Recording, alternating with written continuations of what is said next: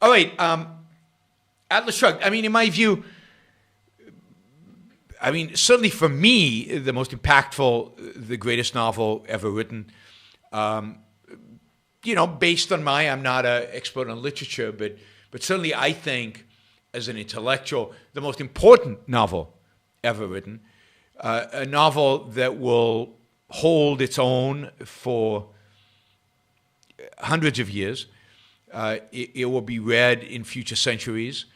It will be viewed as the most important work of the 20th century in the future. Not only because it's a great story and it's got good characters and it's got great suspense and it's fascinating, but of course because it also presents to the world in a dramatic way, but also with significant philosophical content, a new philosophy.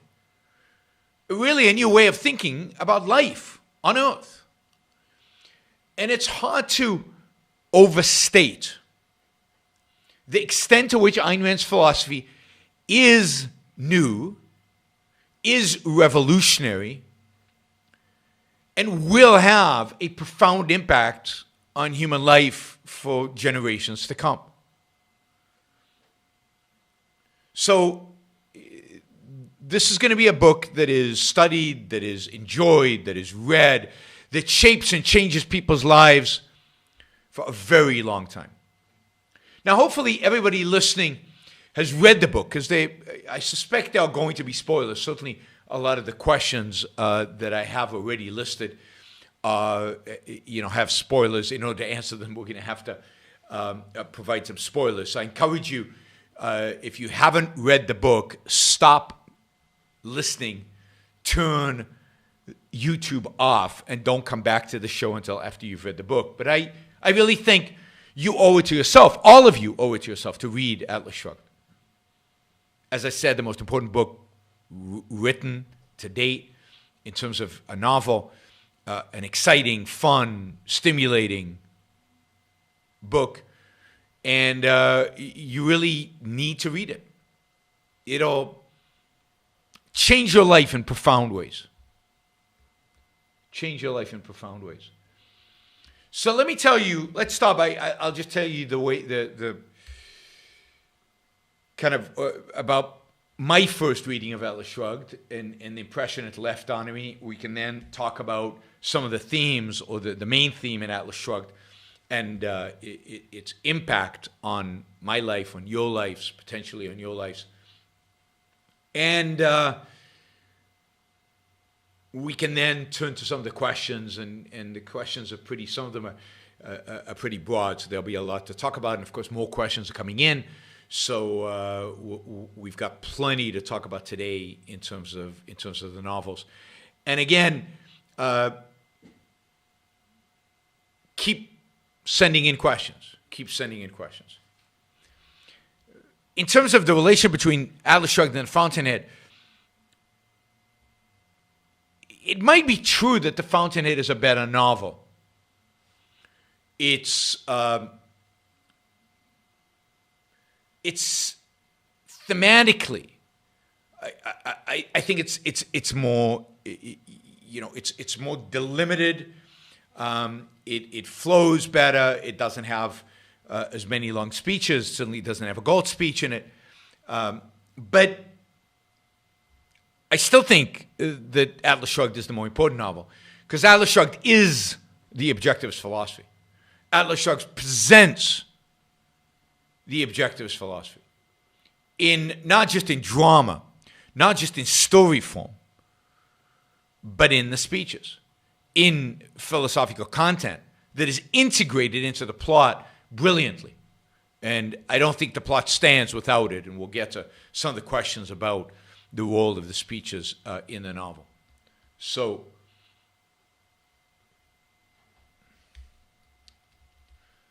this is good. It's good. We're getting a lot of questions. Remember that if you ask a question over $20, attach more than $20 to it, you will get priority in terms of the answers. All right. So let me just so I read Atlas Shrugged when I was 16, and I'm curious kind of at what ages you guys read the book. I read it when I was 16, and at the time that I read it, many of you probably have heard me say this before, I had been very influenced by the culture in which I grew up. I grew up in Israel in a culture that was steeped in altruism, steeped in collectivism, steeped in nationalism. And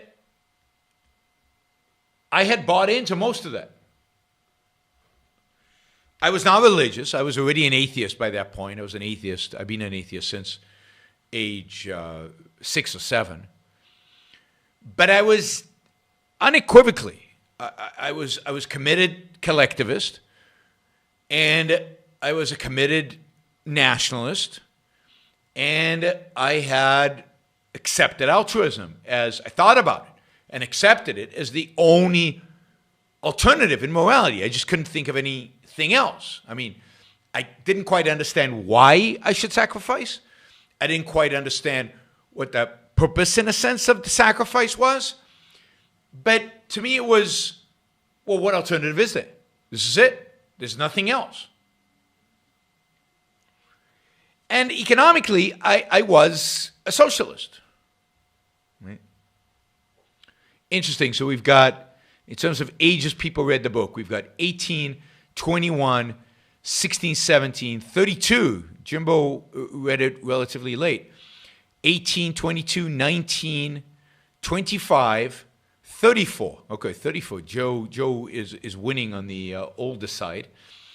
16, 10 plus, but it doesn't mean anything. 19, 31, 16, 17, 33. Okay, so we've got teens and 30s. That's interesting. 16, 17, 33, 35, 17, 32, 23, 34. Wow, 35. All right, you guys are surprising me. You guys are surprising me. So I'm curious, and maybe you can put this in the chat, particularly those of you in your 30s, what led you to read it? And here's another question, because 54, Kevin, that's an achievement. Now, I met somebody who read Atlas Shrugged for the first time at 72. Ragnar read it at 17, Ragnar of the Desert, 35, 27, 16. So I'm curious what led you to read the book. And there are two responses to the book that we'll get to, right? One response is my response. This completely turned oh my God, Dean read the book because he listened to me on Glenn Beck. When we talked about Atlas Shrugged, I take it, we did a whole show on Atlas Shrugged. Oh my God, that is so cool. So one of the things I really, really enjoy, you know, generally I enjoy people who landed up reading Ayn Rand because of me, right? So just it validates the work that I've done. But in particular, I enjoy people who read Ayn Rand because of me a long time ago and are still into it, right? So it wasn't just a fleeting thing. So it was a real lasting impact on their life. And I take it that is the case with Dean because he's still around. He's here. And that show with Glenn Beck was probably 2009, maybe 2010. It was around that time, right? So I love it. I love to see kind of the long-term impact, which I think is exciting. I think is exciting to see, and because you know I have to admit, and have to admit about me, right? We should be talking about Atlas Shrugged. We'll get to that in a minute. But I have to admit, you know, you do all this stuff. You go on television, you do the show. I give speeches all over the world. I speak in front of thousands and thousands and thousands of people a year for many, many years. What's the impact? It's so hard to see the impact. It's so hard to identify the impact. You can't do it in a statistic. You can't do it in a number. The impact is Dean, right? And Dean's life. I always say it's one mind at a time. One mind at a time, right? So it's great. Emiliano was introduced to Ayn Rand by Penn Jillette, but I finally convinced him. That's good. All right. Yeah, this is great. You guys should read each other's comments on the chat here. And hopefully those of you who listen to this later, you should read the comments on the chat. It is interesting. I'm trying to read them while thinking about what I'm going to say next. But, so I'm not going to. But why don't older people read Atlas more? I think many people do. People tend to read less as they grow older. But also, I think it has less of an impact on them. Because one of the things that happens to us when we're young, I'd say, I don't know, 16 to 30, but of course there are lots of examples right here on our chat of people over 30 where this happens to, that where those are the years in which we are kind of searching. We're looking for truth. We're seeking knowledge. We want to understand the world. So when you're 16, the hormones kick in, your brain has grown to a point where you now want to understand the world, and you're idealistic. You want to discover truth.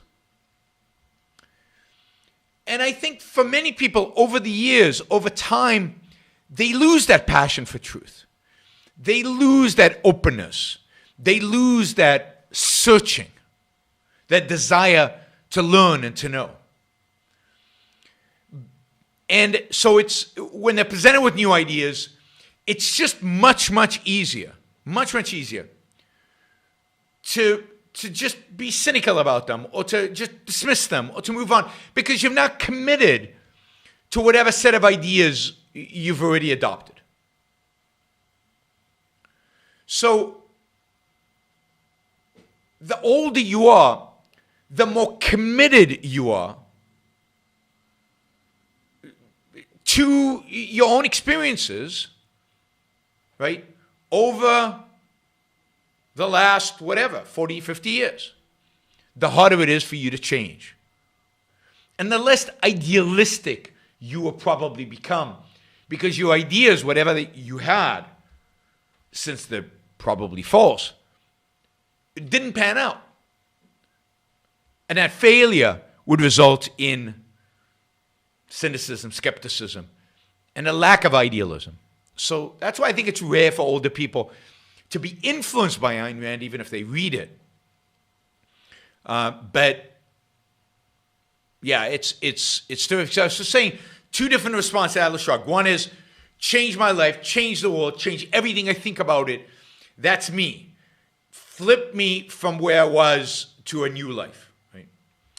And then there's the response, the kind of response my wife had, I know a lot of people had. I always knew at some level that what she is writing here is true. But I could never put words to it. I could never articulate it. And I could never be consistent about it because I didn't have the philosophy, but it connects immediately. There's no upheaval. There's connection. And it's two very, very different outcomes that come from reading Ayn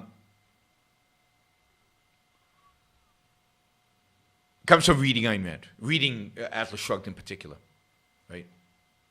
So it's interesting to see different people that have the different response. I'm curious, for you, was it affirmation or was it revolution?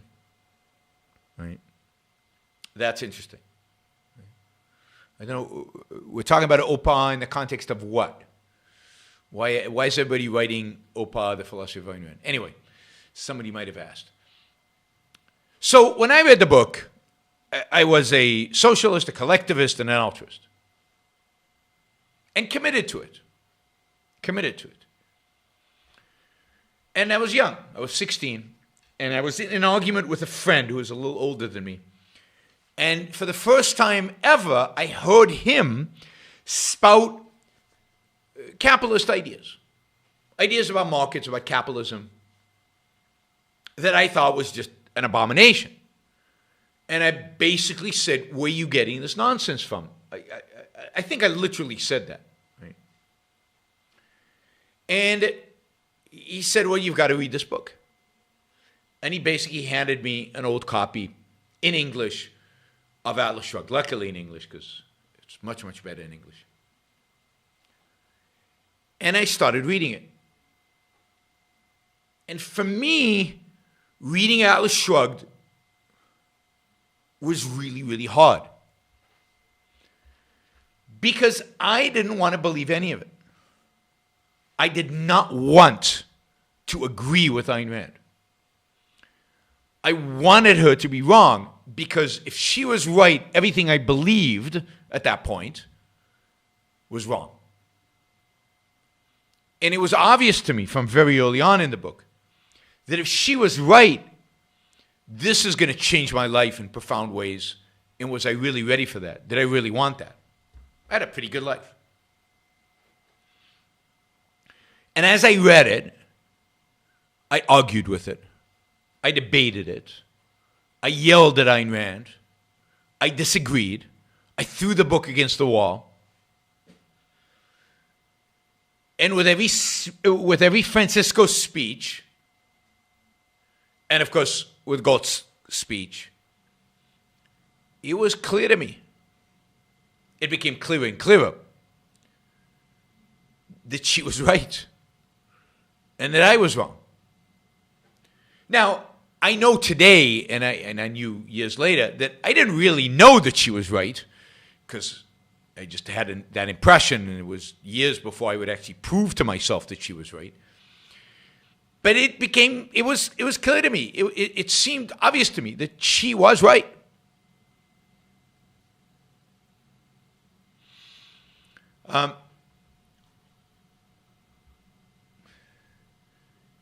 And that launched me off, of course, on a path in life that I would have never expected, that I never anticipated, that I would have never thought I would have, of a life of study, learning her ideas, studying her ideas, understanding her ideas, proving her ideas to myself that they were true, because reading Atlas Shrugged doesn't do that. You have to do a lot more than that. You have to work for yourself to do that.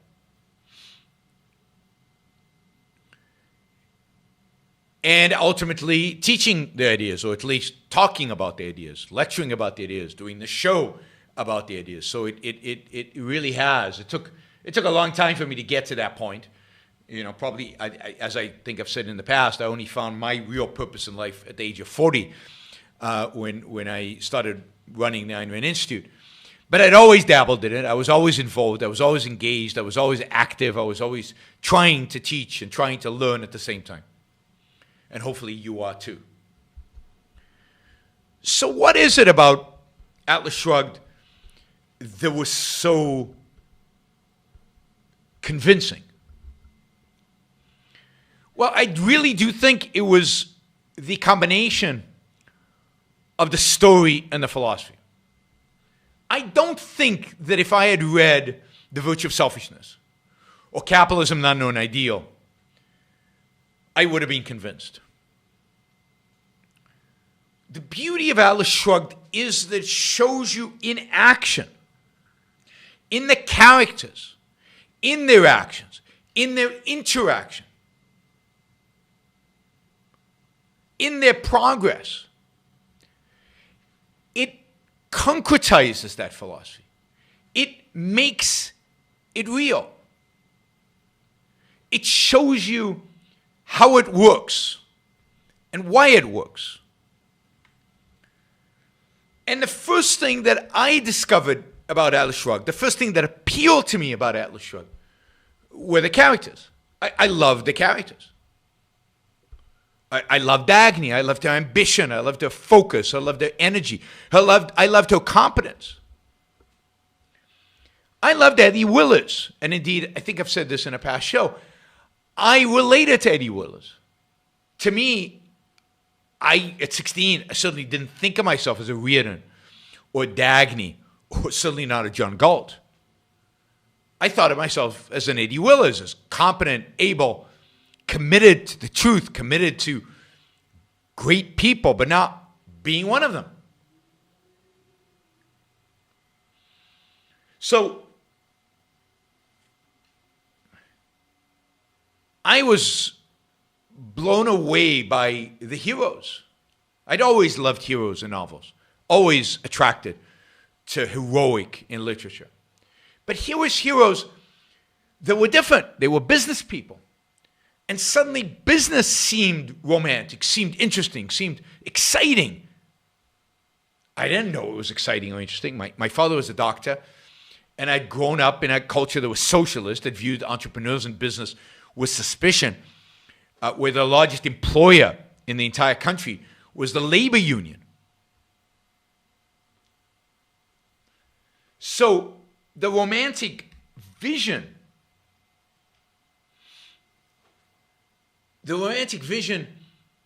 of business was stunning and changed my whole attitude towards what business was, what business meant, its contribution to human life. I'd never thought of any of that. Nobody had spoken about that. It wasn't inconceivable. You didn't need a speech to get it. You just had to follow Dagny and see what she did and how she did it.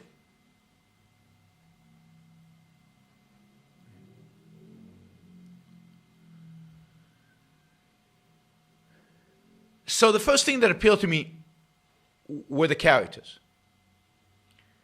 And what struck me about the characters, what struck me about Dagny and about Reardon, I couldn't understand.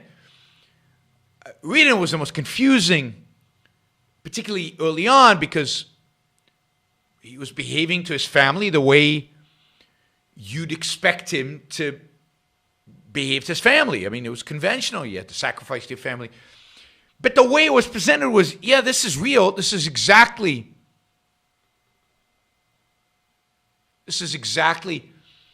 how you're supposed to behave to your family. But for the first time, it struck me as wrong, as bad. There's something wrong with it. That whole dynamic, particularly reading it the first time, was just strange. Just strange.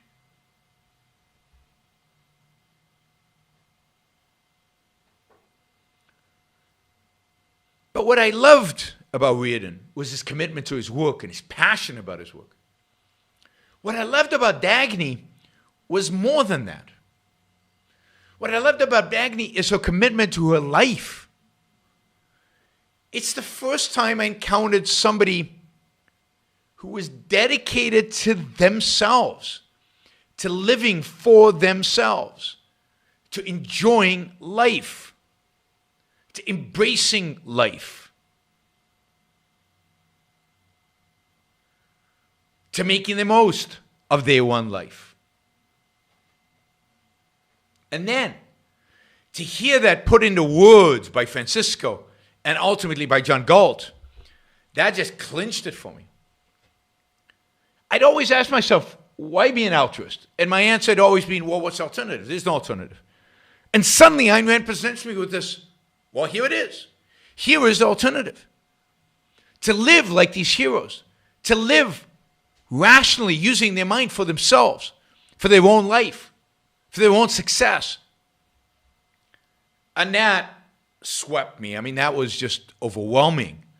It was super difficult because it said that everything I'd learned, everything I knew, everything that had been taught to me, everybody who'd ever tried to teach me anything was wrong.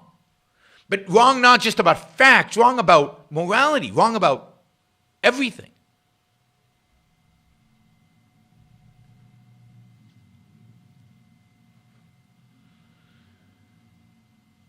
So, the idea of egoism the heroism of business. Those are the things that really stuck with me from Atlas. And it was obviously to me that if you're an egoist, then politically and culturally, in every respect, you must be an individualist. That collectivism was wrong, that your life did not belong to the state, it did not belong to the tribe, it did not belong to the collective. It wasn't rational for me to seek out sacrifice for the sake of some cause.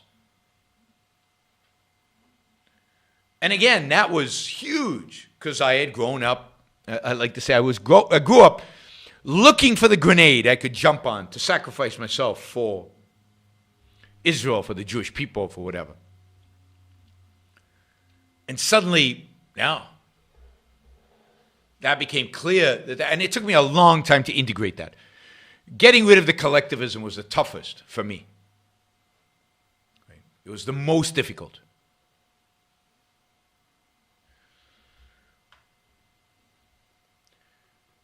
So,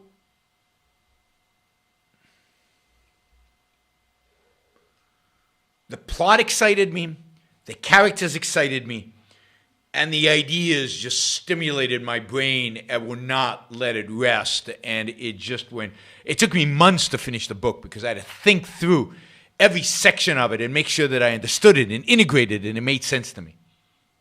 And that these ideas made sense to me. And to begin with, I wonder if I can ask you to capsulize, I know this is difficult, can I ask you to capsulize your philosophy? What is Randism? First of all, I do not call it Randism, and I don't like that name. I call it Objectivism. All right. Meaning a philosophy based on objective reality. Now let me explain it as briefly as I can. First, my philosophy is based on the concept that reality exists as an objective absolute. That man's mind, reason, is his means of perceiving it. And that man needs a rational morality. I am primarily the creator of a new code of morality which has so far been believed impossible, namely a morality not based on faith.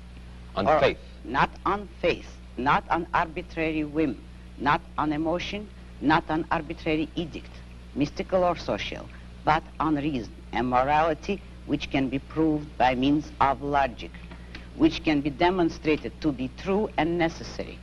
All right, all right. Now, may I define what my morality is? All right. Because this is merely an introduction. My morality is based on man's life as a standard of value. And since man's mind is his basic means of survival, I hold that if man wants to live on earth and to live as a human being, he has to hold reason as an absolute. By which I mean that he has to hold reason as his only guide to action, and that he must live by the independent judgment of his own mind, that his highest moral purpose is the achievement of his own happiness, and that he must not force other people, nor accept their right to force him, that each man must live as an end in himself and follow his own rational self-interest. All right, before we go on, reminder, please like the show. We've got 163 live listeners right now, 30 likes. That should be at least 100. I figure at least 100 of you actually like the show. Maybe there are like 60 of the Matthews out there who hate it, but at least the people who are liking it, you know, I want to see a thumbs up. There you go. Start liking it. I want to see that go to 100. All it takes is a click of a thing, whether you're looking at this, and you know, the likes matter. It's not an issue of my ego. It's an issue of the algorithm. The more you like something, the more the algorithm likes it. So, you know, and if you don't like the show, give it a thumbs down. Let's see your actual views being reflected in the likes. But if you like it, don't just sit there. Help get the show promoted. Of course, you should also share. And you can support the show at JeronBrooksShow.com/support, or on Patreon or Subscribestar or Locals, and show your support for the work, for the value hopefully you're receiving from this. And of course, don't forget, if you're not a subscriber, even if you even if you just come here to troll, or even if you're here like Matthew to defend Marx, then you should subscribe, because that way you'll know when to show up. You'll know what shows are on, when they're on. You'll get notified, right? So, yes, like, share, subscribe, support. Like, share, subscribe, support. There you go. Easy. Do one or all of those, please.